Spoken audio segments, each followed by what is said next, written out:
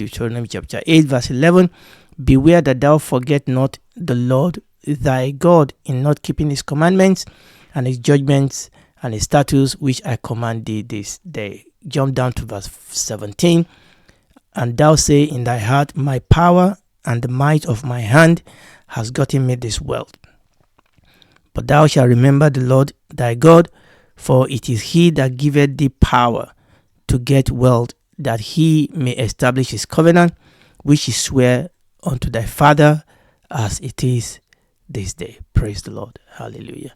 Even though we have titled this mini-series New Testament Giving, one of the things you will have noticed in the process is that we are actually talking about the kingdom of God and the kingdom economics. That's actually what we are talking about. The kingdom of God. The kingdom of God is a nation, and they are citizens in that kingdom. We are citizens of God's kingdom. That kingdom has its own rules and regulation. It has its own culture, okay? And that kingdom has its own economics. So even though we are talking about New Testament giving, we are actually talking about God's kingdom. We are talking about the operation of God's kingdom. We are talking about the economics of God's kingdom. Last episode, we established that the operation of this kingdom, that the operation of the kingdom of God, both in the Old Testament and in the New Testament, has always been capital intensive. And our days are no exception. We need to understand that there's no shying away from it. The operation of God's kingdom needs finances. Okay? And we must not be ashamed to say it. You cannot run a nation without resources. Okay? Now, the operation of God's kingdom needs more than money. Yes, but it doesn't need less than money. We need human resources. We need spiritual resources. And all these resources, you see, we are the one that separate these resources. When you look into the scripture, God doesn't separate these things. Okay, money is spiritual. It is physical, but it is spiritual. Finances is spiritual. Okay, God in the operation of God, in the operation of God's kingdom, all these things are one. Okay, and it is important for us to realize this. In fact, when I read the scripture, I realize that in the New Testament, evangelism and ministering to the poor, they are all lumped into one. Now, it is in our days that we separate them, and people can have, a certain gospel where we just try to meet the need of people. Okay, what we call social gospel, and then not present the gospel to them. Now, it's not like that in the scripture. Everything is one. Where you are feeding the poor, you are preaching the gospel. In fact, feeding the poor is part of preaching the gospel. And part of preaching the gospel is feeding the poor. And we looked at the example of Abraham. We look at the Levitical priesthood. And in the first episode, and we pointed to it in the second episode, we look at the ministry of our Lord Jesus Christ. And we also look at the early church. And when you look and examine and investigate the kingdom of God in the Old Testament and in the New Testament, and looking at these examples, you will see that the kingdom of God has always been capital intensive. But the corollary to that is that God has always blessed his people so that his people can finance his kingdom. But there is something we also encounter as we look into God's kingdom, the history of the operation of God's kingdom. There's another thing that we notice, and this one is a negative factor. It's not God's fault. It's our fault. It's a negative factor. It's a negative observation. Let me put it that way. It's a negative observation. And this is the observation, that down the age, there has always been leaders and people that try to abuse God's kingdom economic system and use it for their own advantage, to satisfy their own greed, to satisfy their own selfishness.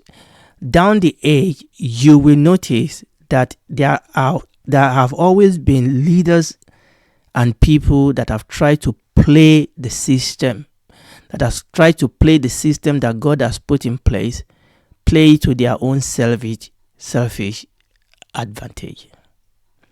So it is important for us to say that, because remember what we said, particularly in the first episode, that a lot of people are reacting, and oftentimes rightly so, to what they consider to be excesses, what they consider to be greed, what they consider to be really fraud.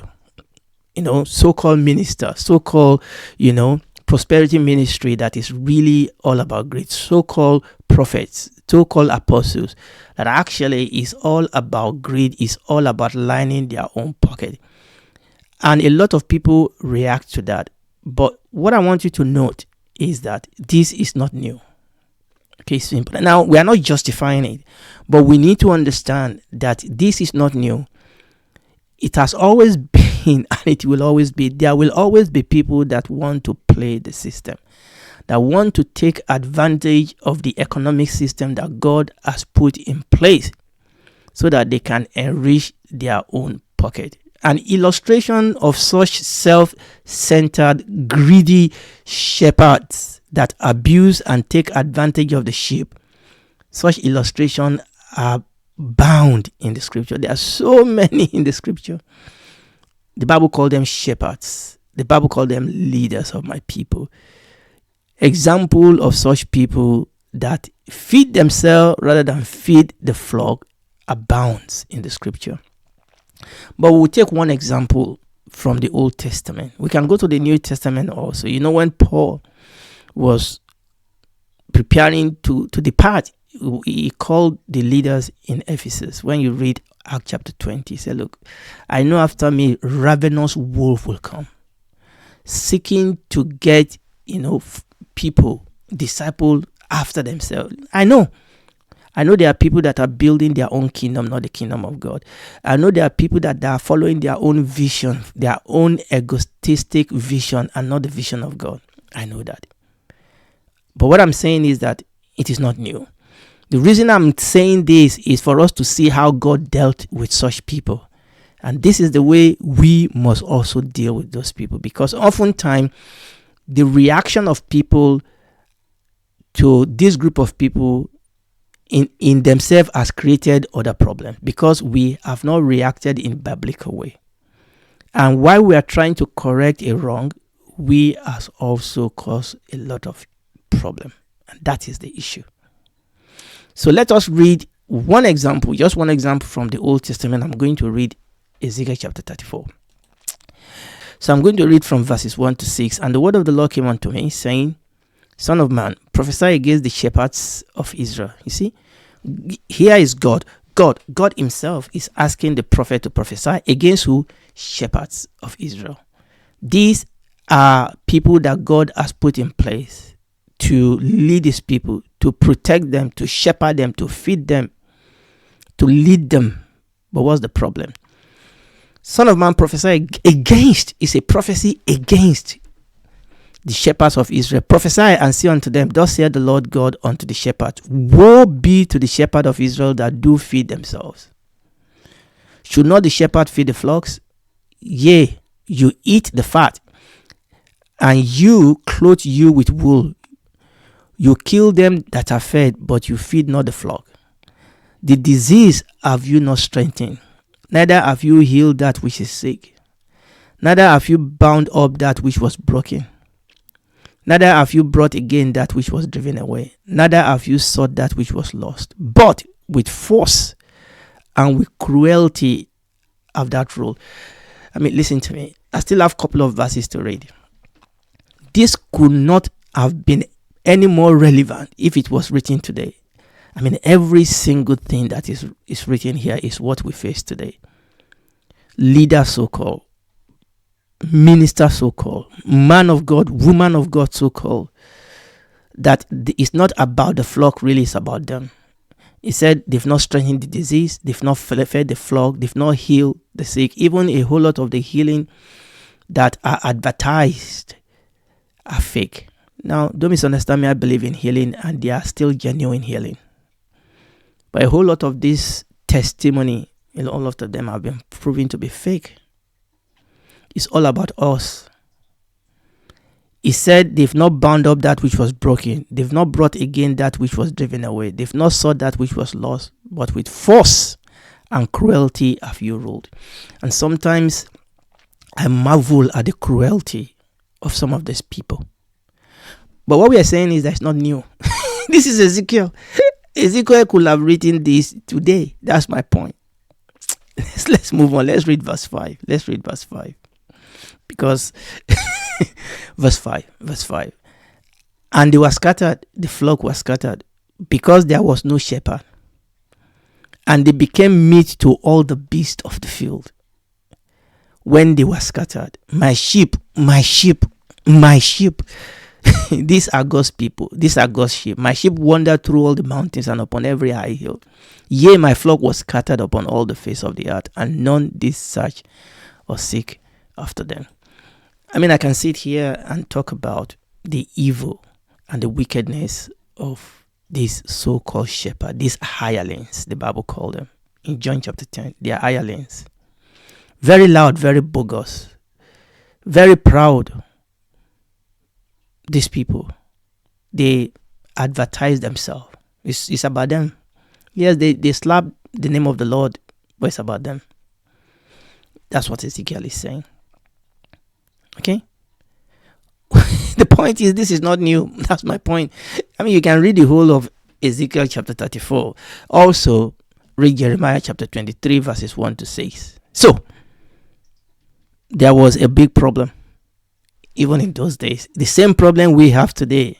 The problem of selfishness, the problem of greed, the problem of selfish, greedy shepherd.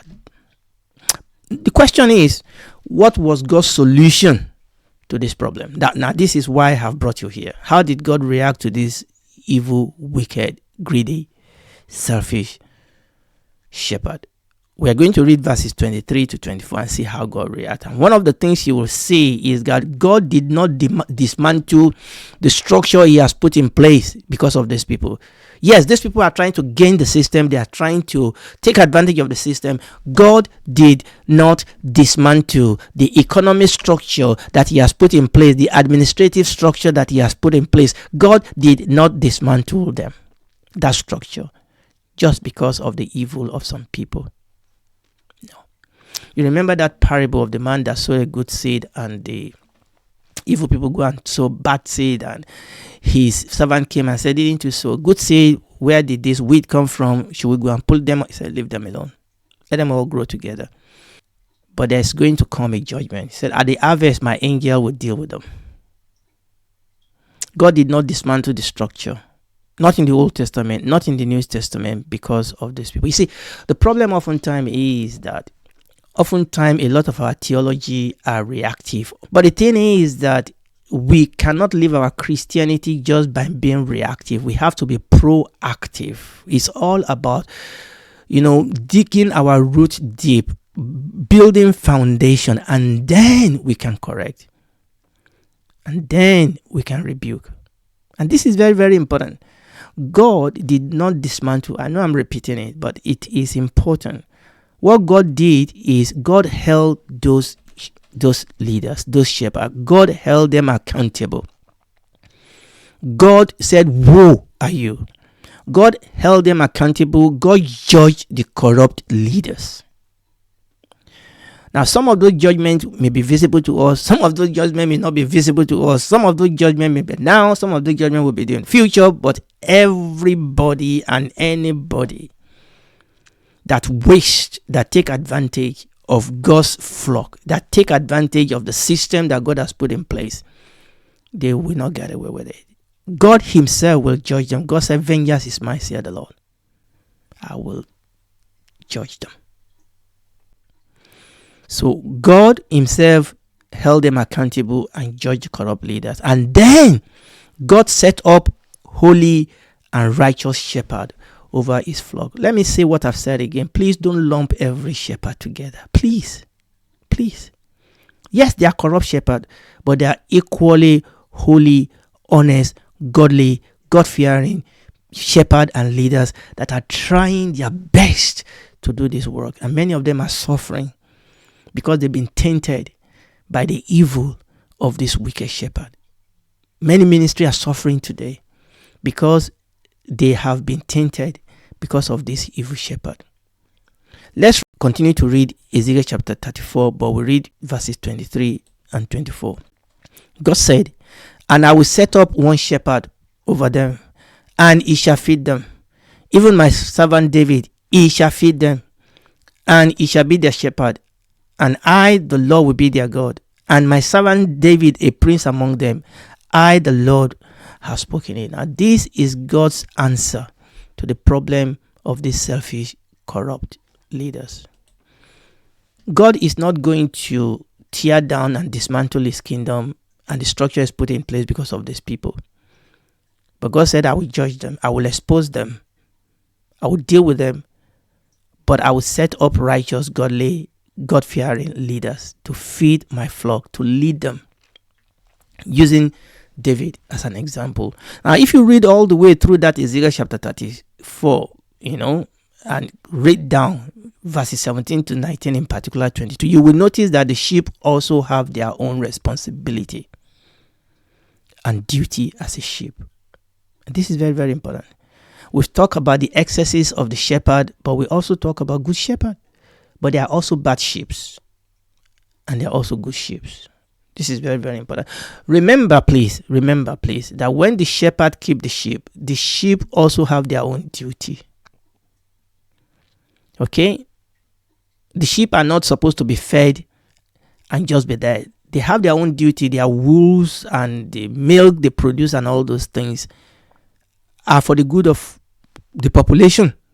So it's not about the sheep just being fed and being fed up. They have their role to play. And one of their role is to support the ministry. Okay, the company, as it were, that is feeding them, they are supposed to also provide for that company. Okay, the sheep have their own responsibility. And listen to me, you cannot use the irresponsibility of certain shepherd to justify your own irresponsibility as a sheep. The God that judged the irresponsibility of the shepherd will also judge your own irresponsibility. So when you read down that Ezekiel, you will see that the Lord God did not dismantle the structure, but rather repair it by setting up a holy, righteous shepherd over his people. So that the sheep can go on and fulfill their own responsibility as a sheep. Because listen to me, just the same way that we have shepherds that are taking advantage of sheep, we also have sheep that are taking advantage of the shepherd.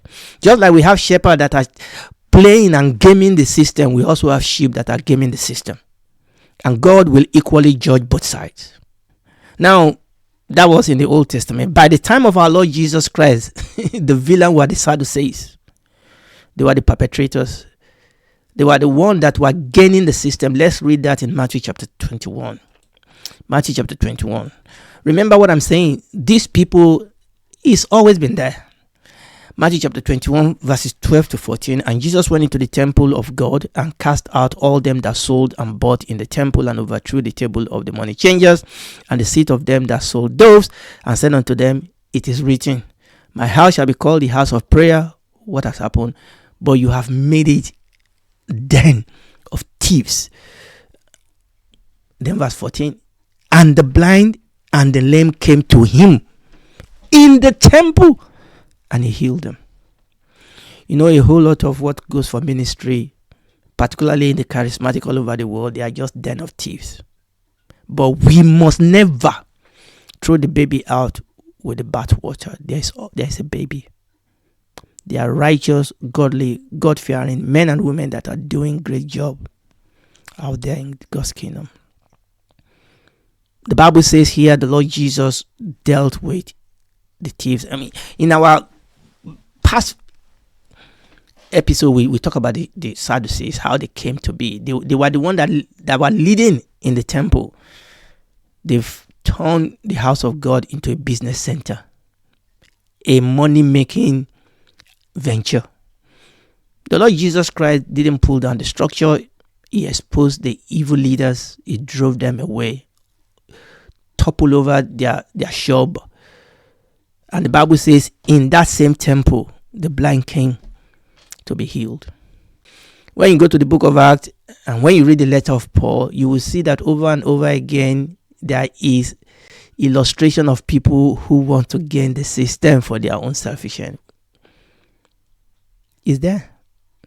Ananias and Sapphira. You remember that by Jesus?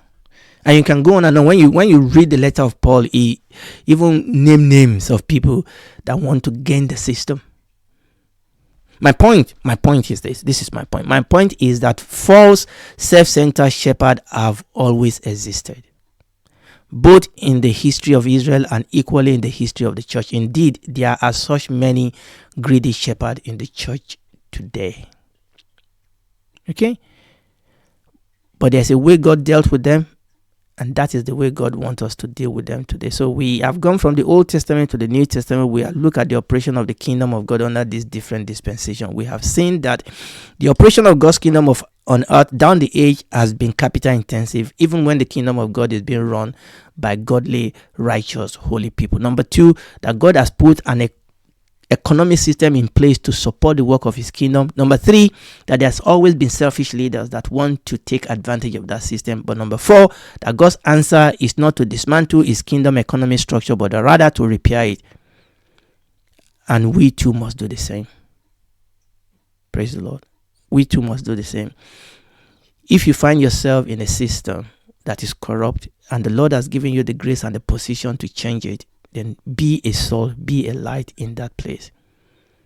If that is not working and there's need for you to move on, then move on. There are so many godly ministry that you can be part of, that you can support, that you can sit down under and be blessed and be a blessing. Praise the Lord. And that is the pattern. That's the pattern. So I'm going to stop there today by the grace of God. Amen. That's the pattern. Okay? And we almost receive this. Okay? Look, the Bible says we are the salt, we are the light. Yes, maybe there are issues in the ministry, in the church that you are part of. If you are in the leadership, it is your duty to shine into that place. But sometimes there may be need for you to move away from such a ministry. Pray for them. Don't cause unnecessary enemy. Say the truth. Say it in love. And if God give them a heart of repentance, you have saved soul. But if not, move on.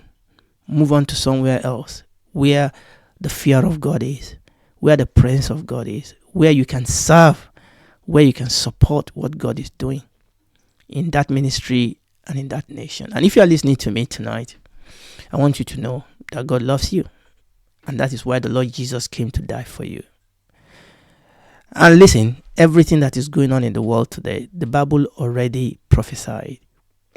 The upheaval. This world is rushing towards the unveiling of a man that the Bible called the Antichrist. That is where this world is going.